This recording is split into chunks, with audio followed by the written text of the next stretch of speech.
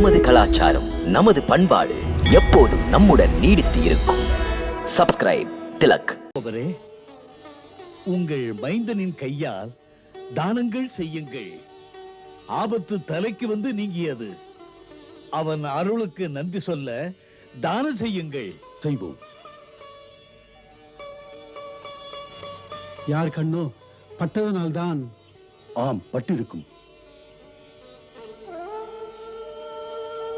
2 மாத குழந்தை எத்தனை முறை செத்து பிழைக்கிறது? நாம் நாளை நம் குருதேவரிடம் போகலாம். அவரிடமே கேட்கிறேன், நம் குழந்தையின் ஜாதகப்படி என்ன கோளாறு என்று. நாளும் கோளும் நல்லபடி அமையாவிட்டால் இதேதான்.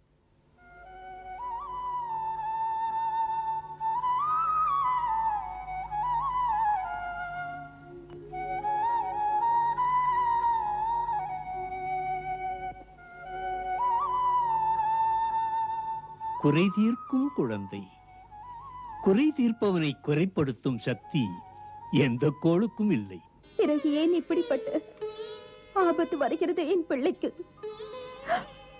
குருதேவா, தினமும் ஒரு கண்டம். இந்த கண்டம் நீங்க வழிதான் என்ன? என் பிள்ளையின் ஜாதகம் எழுதியது நீங்கள்.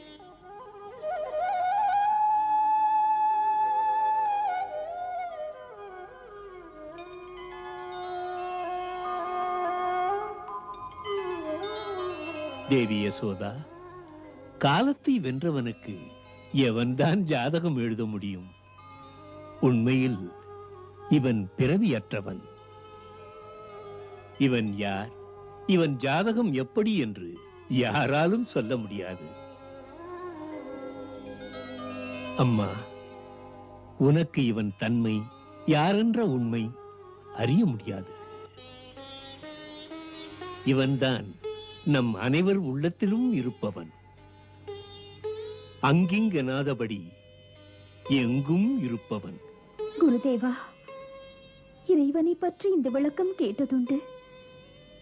எங்கும் இருக்கும் இறைவன் நம் இதயத்திலும் வாழ்பவன். எல்லா உயிரும் இறைவனின் படிவம். பெற்ற தாயும் இறைவன், சொல்லும் குரு இறைவன், இந்த என் குழந்தையும் இறைவன்.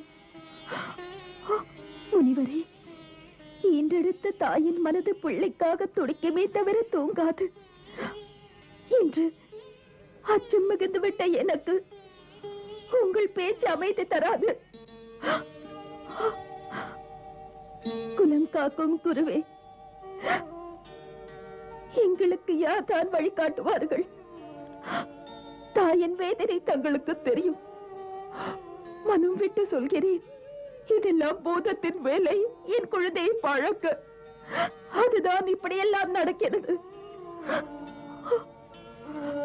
ஒரு தாயின் உள்ளம் தவித்து புலம்புவதை கேளுங்கள். என் பிள்ளைக்கு நல்லது செய்யுங்கள். ஒரு பரிகாரம் சொல்லுங்கள்.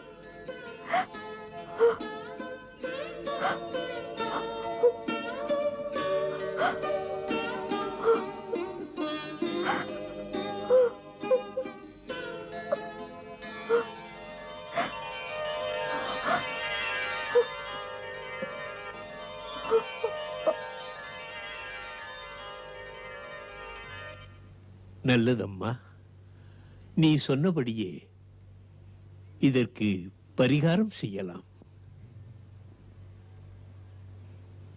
எல்லாம் அவன் செயல்.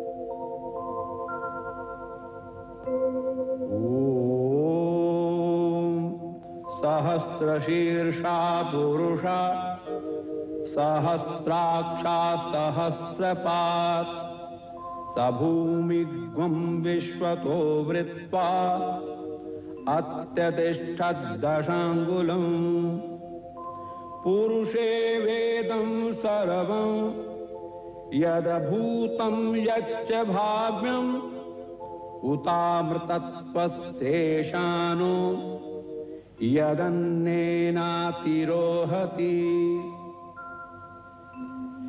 एतावानस्य महिमातो जायांश्च पूरुषाः पादोस्य विश्वभूतानि त्रिपादस्य अमृतं दिवि त्रिपादूर्ध उदेत् पुरुषः पादोस्येहा भवत् पुनः तस्माद् विराड जायत विराजो अधिपुरुषः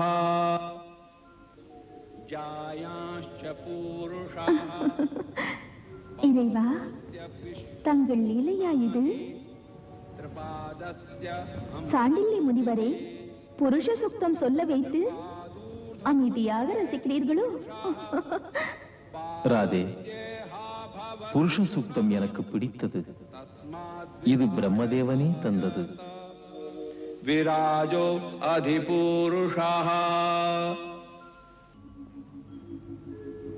இறைவா, யாருக்கு உத்தம நிலை ஏற்பட இருக்கிறதோ அவர்களுக்கு உங்கள் மூலமாக மரணம் ஏற்படுமாமே. உங்களால் மரணம் அடைந்தவர்கள் எல்லாம் பரமநிலை அடைந்து விடுகிறார்கள். அந்த கொடியவன் உத்கஜன் அப்படி என்ன புண்ணியம் செய்து விட்டான்? எதை காரணமாக வைத்து உங்கள் திருவடியில் சேர்த்துக் கொண்டீர்கள்? அவன் புண்ணியமே செய்யவில்லையே. பிறகு அன்புமிக்க எனது பக்தர் மகரிஷி லோமசரின் வாக்கு தவறாதென்று காட்ட அவனுக்கு நல்ல கதி தந்தேன். அது எப்படி? சாக்ஷுச மன்வந்தரத்தில் அசுரராஜன் ஹிரண்யாட்சனை அழிக்க நான் வராக அவதாரம் எடுத்தேன். கடலுக்கடியில் பதுக்கப்பட்ட பூமியை வெளியே கொண்டு வந்தேன். இந்த உத்கஜன் அந்த ஹிரண்யாட்சனுக்கு பாசமிக்க பிள்ளை. உத்கஜனுக்கு அவன் உடல் மீது அபார நம்பிக்கை. முனிவரின் ஆசிரமங்களை பாழ்படுத்துவதே அவனுக்கு விளையாட்டு. அன்று முனிவர் லோமசரின் ஆசிரமத்தில் அகம்பாவத்தால் அந்த அரக்கன் நாச வேலையில் இறங்கினான்.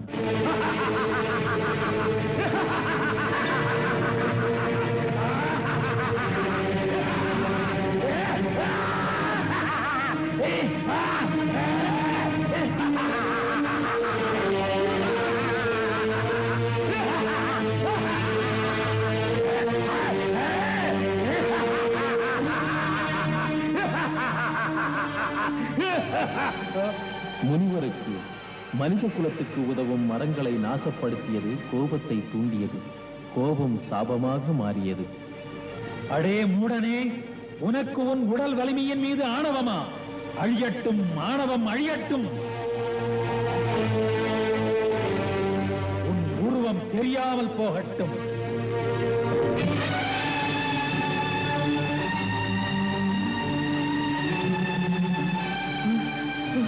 என்ன இது? முனிவரே, மன்னித்து விடுங்கள். முனிவரே, என்னை மன்னித்து விடுங்கள். மன்னித்து விடுங்கள். அறியாமல் செய்துவிட்டேன். மன்னித்து விடுங்கள். குலத்தேவி ஆகுமாம் குணம் தங்களுக்கு தெரியும். மன்னிப்பது பெரியோர் குணம், அதுவும் தங்களுக்கு தெரியும். கருணை காட்டுங்கள் முனிவரே, கருணை காட்டுங்கள். மன்னித்து விடுங்கள் முனிவரே, மன்னித்து விடுங்கள். சாபத்தை மாற்றுங்கள். கோபத்தை கைவிடுங்கள் முனிவரே. என் மீது இறக்க காட்டுங்கள். என் மீது இறக்க காட்டுங்கள். புத்தி வந்ததா? முனிவன் சாபம் பொய்யாகாது. என்ன செய்ய? பாவம், உன் குற்றத்தை உணர்ந்து அழுகின்றாயே, உனக்கு விமோச்சனம் உண்டு. நான் கொடுத்த சாபத்தின் விளைவாக உனக்கு வந்த இந்த உருவமற்ற நிலை துவாபர யுகம் வரை இருக்கத்தான் செய்யும். அப்போது பகவான் ஸ்ரீ கிருஷ்ணனின் திருவடிபட்டு உனக்கு விமோச்சனம் கிடைக்கும்.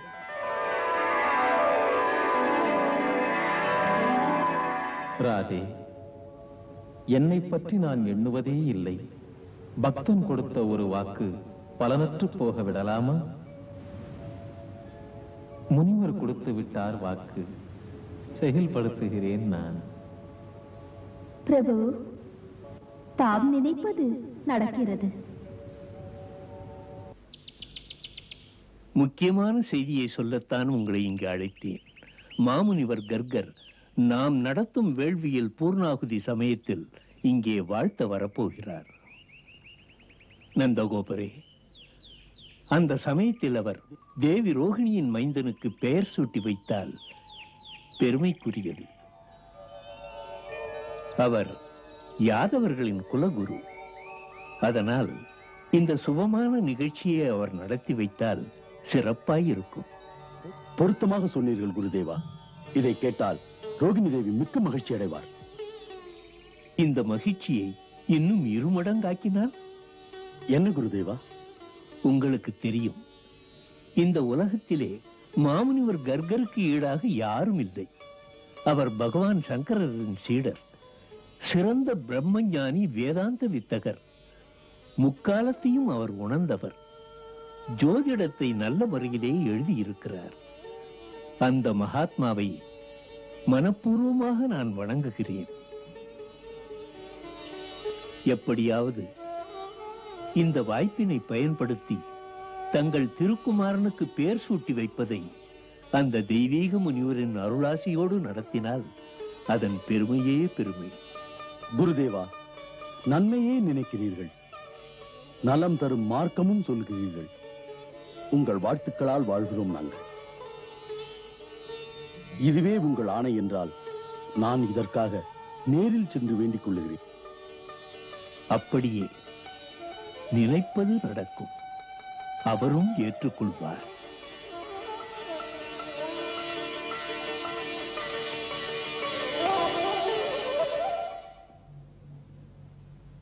யசோதா, யசோதா, அண்ணி,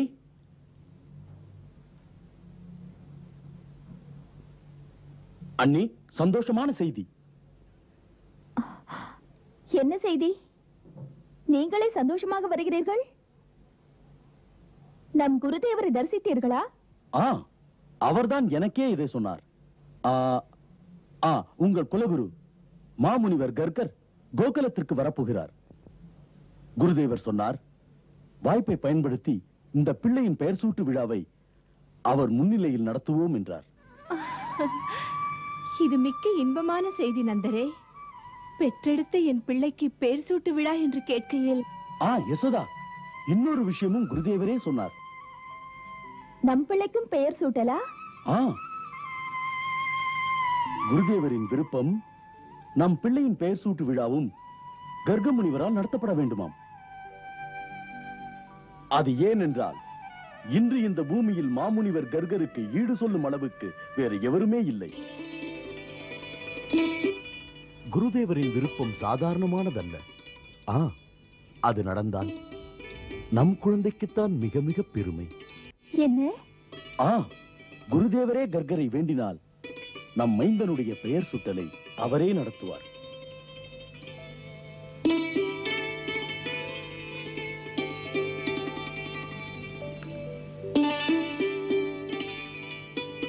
கேட்டாயா? நீ எவ்வளவு பெரிய அதிர்ஷ்டக்காரன்.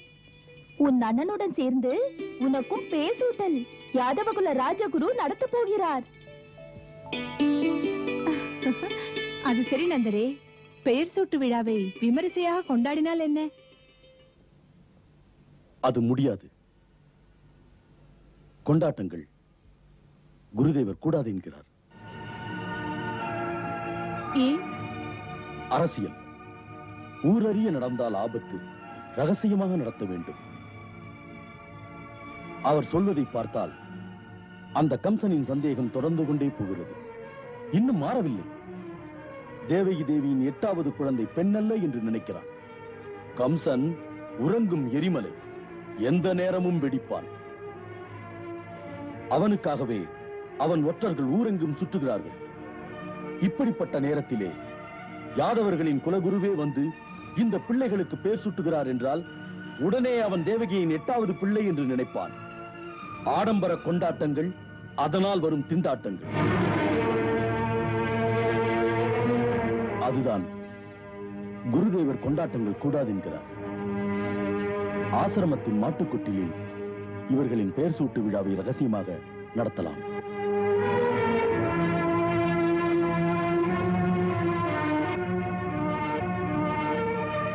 பகவானே, என் பிரபுவே, உன்னை தவிர எங்களுக்கு யார் இறைவா? ஏ தேவி மாதா, உன் பேரருள் தான் எனக்கு குழந்தையை தந்தது. அம்மா, அம்மா, நீதான் அம்மா எங்கள் துணை.